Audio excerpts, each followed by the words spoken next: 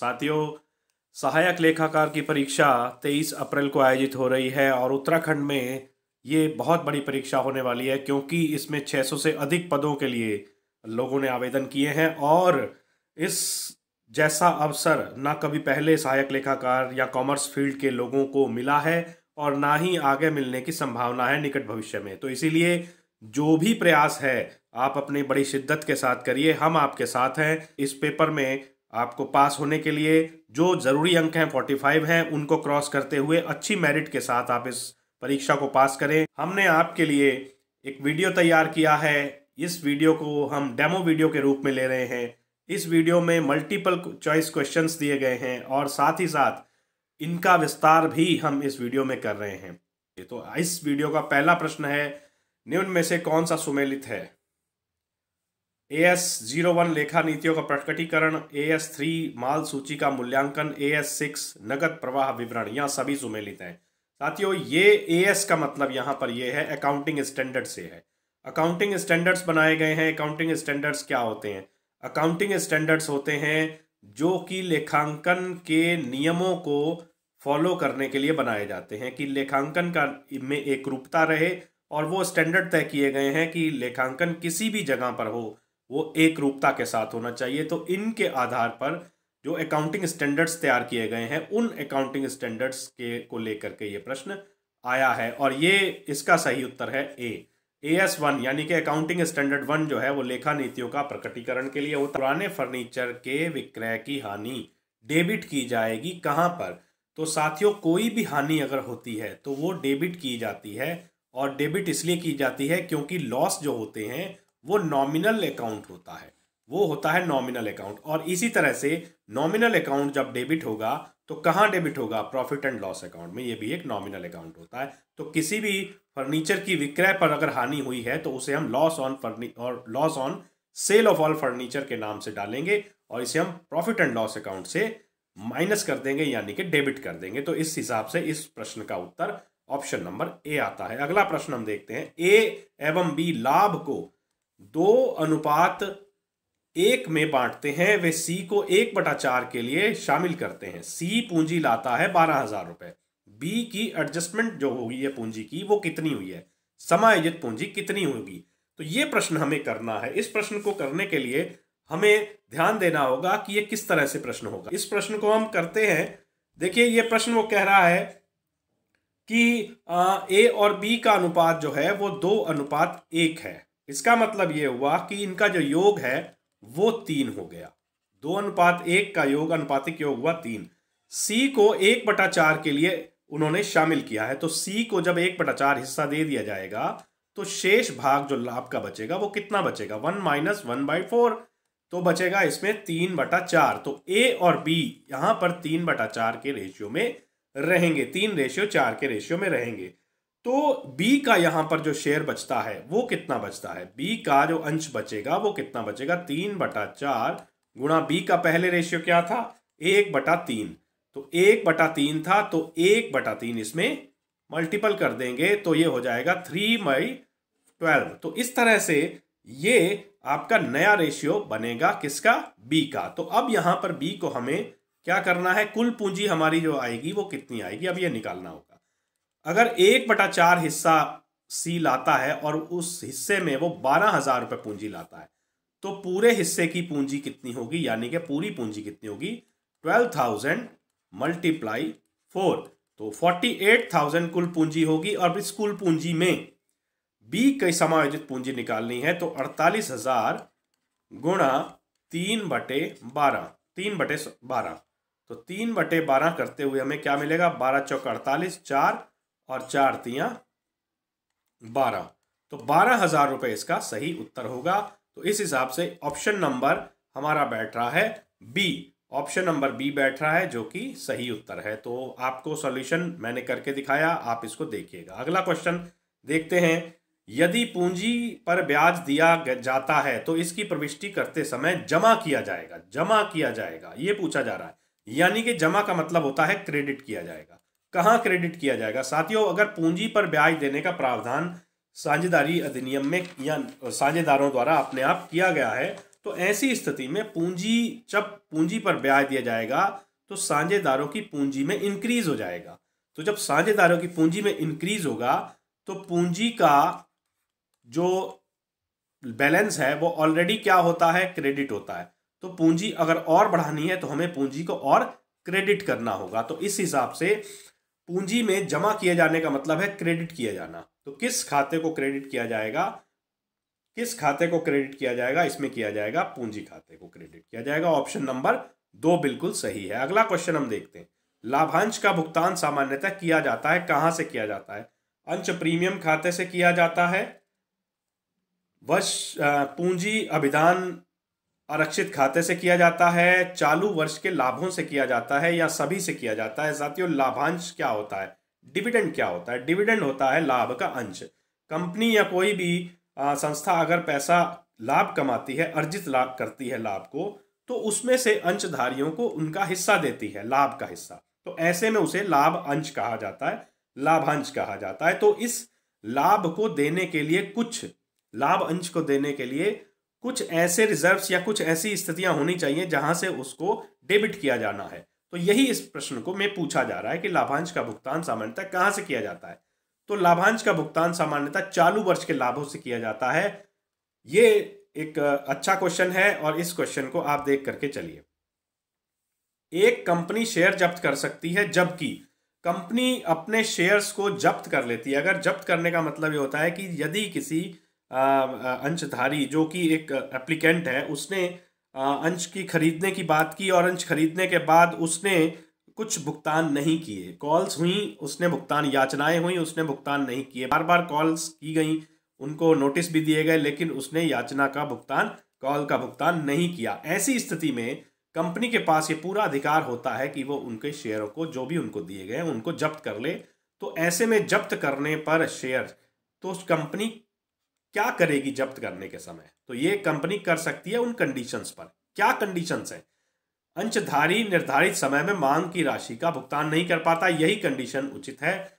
ये बाकी 3 कंडीशंस उचित नहीं है। अगर कोई अंशधारी निर्धारित समय में मांग की राशि यानी कि कॉल जो की गई है राशि, उसका भुगतान नहीं कर पाता है, तो ऐसे में कंपनी के पास अधिकार है कि वो उसको शेयरों को जब्त कर ले। यदि चालू अनुपात 3:2 है और चालू दायित्व 40,000 है, तो चालू परिसंपत्तियों की राशि क्या होगी?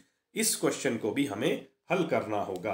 देखिए, चालू अनुपात क्या होता है? चालू अनुपात होता है करंट रेशियो बराबर क्या होता है? Current assets upon current liability होता है। तो करंट रेशियो क्या है? 3/2 है।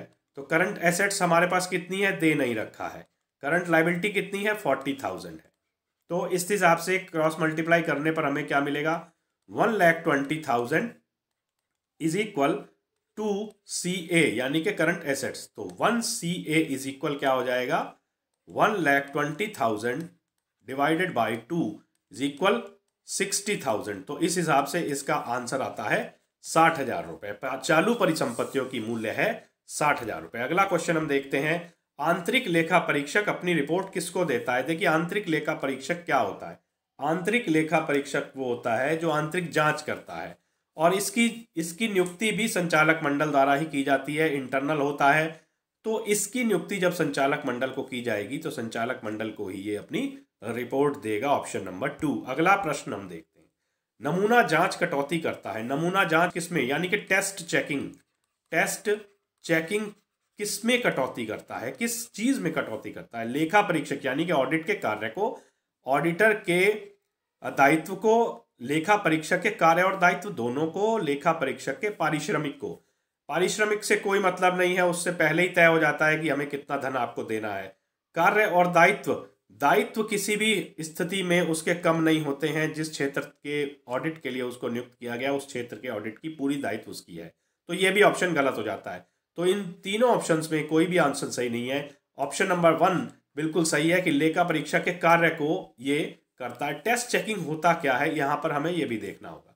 टेस्ट चेकिंग होता है कि बहुत सारे लेन देन होते हैं, बहुत सारी एंट्रीज होती हैं, जर्नल्स होते हैं, उन सबको एक एक एंट्री को चेक ना करते हुए कुछ चुनिंदा लेखे या चुनिंदा प्रविष्टियां या चुनिंदा मदें जो हैं उनका ऑडिट कर दिया जाए तो उसे हम टेस्ट चेकिंग, या उनकी जांच कर दी जाए तो उसे हम टेस्ट चेकिंग बोलते हैं। तो ये आंसर इसका होगा। बहुत अच्छा क्वेश्चन है।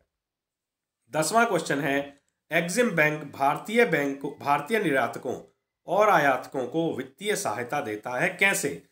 तो ये आंसर इसमें पूछा जा रहा है कि केवल विदेशी मुद्रा में, केवल भारतीय और विदेशी मुद्रा में, और शून्य ब्याज ऋण के रूप में, आर्थिक सहायता के रूप में। साथियों, एग्जिम बैंक जो है एक्सपोर्ट इंपोर्ट बैंक है। एग्जिम EXIM से मिला हुआ बैंक है। EX फॉर एक्सपोर्ट और IM फॉर इंपोर्ट, तो दोनों को मिलाकर के एग्जिम बैंक बना दिया गया और इसका नाम एग्जिम बैंक रख दिया गया। ये आयात और निर्यात को, यानी कि विदेशी व्यापार को वित्तीय सहायता प्रदान करता है।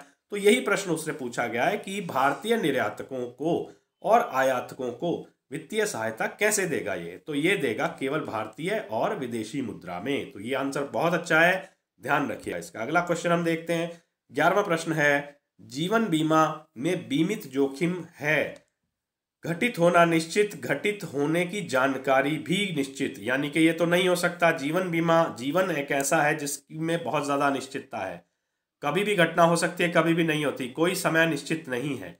अगला ऑप्शन आता है घटित होना निश्चित। कहीं कोई घटित होना निश्चित, घटित होना तो निश्चित है लेकिन घटित होने की जानकारी नहीं है। उसके अलावा घटित होना निश्चित नहीं है, बिल्कुल सही, और घटित होने के समय की जानकारी भी नहीं है। तो यही ऑप्शन बिल्कुल इसका ठीक जाता है। तो ऑप्शन नंबर 3 11वें प्रश्न का ठीक आंसर है। अदत्त मजदूरी क्या है? आउटस्टैंडिंग मजदूरी क्या है? आउटस्टैंडिंग मजदूरी का मतलब क्या हुआ? ऐसी मजदूरी जिसका भुगतान वित्तीय वर्ष में नहीं किया जा सका, जिसे हम कैरी फॉरवर्ड करके अगले वित्तीय वर्ष में भुगतान के लिए ले जाएंगे। तो अगर इसका भुगतान किया जाता तो ये इस समय भुगतान हो गया होता, लेकिन इसका भुगतान नहीं किया गया। इसे भुगतान तो करना ही है, चाहे अगले वित्तीय वर्ष में करें। तो इसका मतलब क्या हुआ? ये हुआ दायित्व हमारा। और ये दायित्व कैसा है? ये दायित्व है चालू देयता, यानी कि करंट लायबिलिटी है। ये वर्ष में भुगतान किया जाना था लेकिन नहीं हो सका, तो जो वर्ष में भुगतान किए जाते हैं वो चालू दायित्व कहलाते हैं। अगला प्रश्न हम देखते हैं। 13वां प्रश्न है, बकाया मांगों पर ब्याज लिया जा सकता है कितने प्रतिशत? 5% लिया जा सकता है, यही उत्तर इसका है। अगला प्रश्न 14वां, बोनस अंश निर्गमित किए जाते हैं कहां से? लाभ हानि खाते के शेष से, अंश प्रीमियम खाते से, पूंजी संचय से और सभी से। साथियों, बोनस अंश होता क्या है?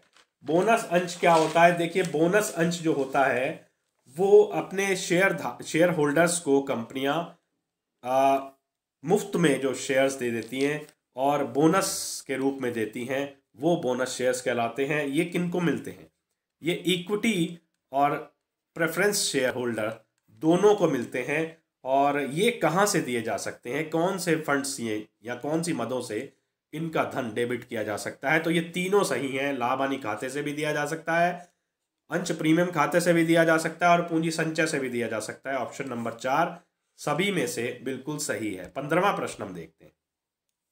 संचालक मंडल की बैठक होनी चाहिए प्रति माह, प्रति छिमाही, प्रति तिमाही, प्रति 4 महीने बाद? नहीं, प्रति तिमाही बैठक हो जानी चाहिए। अधिकतम 3 महीने में एक बैठक हो जानी चाहिए। अगला प्रश्न 16वां है, कंपनी अधिनियम 1956 के अंतर्गत लागत अंकेक्षण किसके अंतर्गत किया जाता है? धारा पूछी गई है कि लागत अंकेक्षण किस धारा के तहत किया जाता है। तो ये आंसर है इसका, इस कंपनी अधिनियम 1956 पूछा गया है, इसीलिए 233 इसका आंसर बिल्कुल सही है। अगला क्वेश्चन देखते हैं। सामान्य बीमा निगम की स्थापना कब हुई थी? सामान्य बीमा निगम की स्थापना हुई थी 1971 में। 18वां प्रश्न हम देखते हैं। अग्नि बीमा में बीमा योग्य हित होना चाहिए। बीमा योग्य हित होना चाहिए, बीमा योग्य हित का मतलब क्या है? कि ऐसा व्यक्ति जिसका हित उस संपत्ति में होना चाहिए। किसके समय? क्षति के समय भी होना चाहिए और बीमा के समय भी होना चाहिए। और अग्नि बीमा में यही नियम लगता है कि जब बीमा हो रहा हो तब भी उसका, जिस व्यक्ति ने बीमा कराया उसका बीमा योग्य हित होना चाहिए और हानि के समय भी होना चाहिए। तो ये आंसर इसका बिल्कुल सही है। ऑप्शन नंबर 3 बिल्कुल सही है। अगला क्वेश्चन हम देखते हैं। 19वां प्रश्न है, नई मशीन की स्थापना पर व्यय किया जाएगा, वो कहाँ जाएगा? मशीन खाते में क्रेडिट होगा, मशीन खाते में डेबिट होगा, लाभ हानि खाते में डेबिट होगा या कोई नहीं? देखिए, जब तक मशीन की स्थापना नहीं हो जाती, वो क्रियाशील नहीं हो जाती है, तब तक उसको लाने, स्थापित करवाने और शुरू करवाने तक के जितने भी व्यय होते हैं वो मशीन की लागत में जुड़ जाते हैं। तो मशीन की लागत में डेबिट किए जाएंगे, machine account debit to expenditure, जो भी उसमें खर्च हो रहा है उसको हम उतने अमाउंट से मशीन खाते में डेबिट कर देंगे। तो जब तक मैंने बताया कि जब तक मशीन की स्थापना नहीं हो जाती, वो क्रियाशील नहीं हो जाती, तब तक लाने और क्रियाशील करने तक के खर्चे जो हैं वो सारे मशीन खाते में डेबिट होंगे। तो मशीन की कॉस्ट में जुड़ जाएंगे तो मशीन खाते में ही डेबिट होंगे। बढ़िया क्वेश्चन, अच्छा इसका तथ्य आपको देने की प्रयास हुआ है। अगला क्वेश्चन 20वां प्रश्न है, इस वीडियो का अंतिम प्रश्न है। यदि प्रारंभिक स्टॉक 10,000 रुपये है, क्रय 30,000 रुपये है, प्रत्यक्ष व्यय 4,000 रुपये है और अंतिम स्टॉक 5,000 रुपये है, तो विक्रय कितना होगा? सेल पूछा गया है। तो सेल निकालने का साथियों ये फार्मूला होता है कि sale is equal opening stock plus purchase plus direct expenses minus closing stock. तो इस हिसाब से 10,000 प्लस 30,000 प्लस 4,000 34,000 44,000 रुपये, 44,000 माइनस 5,000 रुपये, तो इस हिसाब से 39,000 इसका आंसर आना चाहिए। तो 39,000 ए ऑप्शन है। तो साथियों ये 20 क्वेश्चन थे जो कि हमने आपको प्रारंभिक रूप से भेजे हैं। इन प्रश्नों को आप देखिए, समझिए और हमें अपना फीडबैक दीजिएगा, क्योंकि अभी समय काफ़ी है और इस दौरान हम इसी तरह के प्रश्नों को यदि हल करते हैं तो निश्चित रूप से हमारे परिणाम को बदला जा सकता है। इसीलिए आप हमारे साथ जुड़े रहें और इस चैनल को सब्सक्राइब करें, इस वीडियो को लाइक भी करें, अपने दोस्तों के भीतर शेयर भी करें। बहुत बहुत धन्यवाद, मेरी शुभकामनाएं आपके साथ।